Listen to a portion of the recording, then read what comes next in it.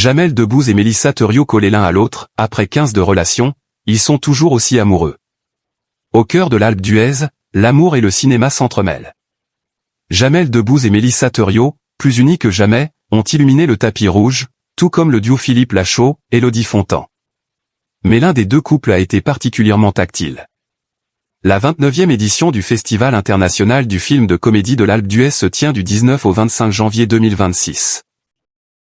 Les stars sont nombreuses à se déplacer dans ce décor de neige pour promouvoir leur film et espérer remporter un prix. Un des films les plus attendus était sans conteste Le Marsupilami, le nouveau film de Philippe Lachaud, en salle le 4 février. Sur le tapis rouge, Jamel Debbouze qui joue dans le film, a pris la pose avec son épouse la journaliste Mélissa Theriot.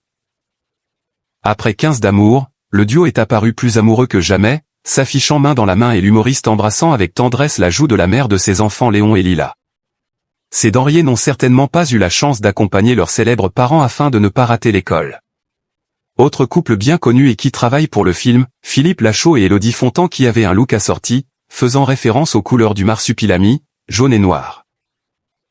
Le Marsupilami, un film qui a une place à part pour Philippe Lachaud. Sur place, leur film a été très bien accueilli par le public qui a pu découvrir le long-métrage en avant-première.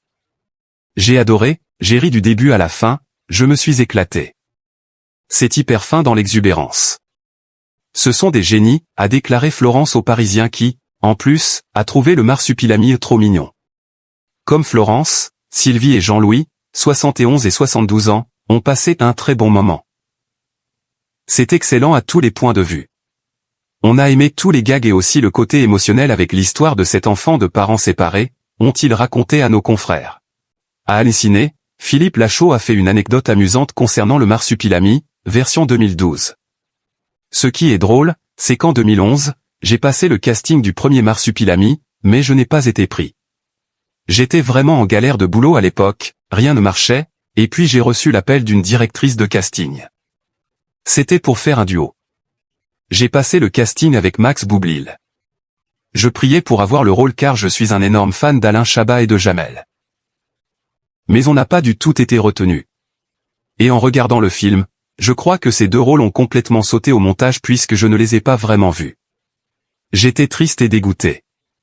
Mais se dire que plus de 10 ans après, j'y suis. Là, j'étais sûr d'avoir le rôle puisque je l'ai écrit et que je le réalise. On n'est jamais mieux servi que par soi-même.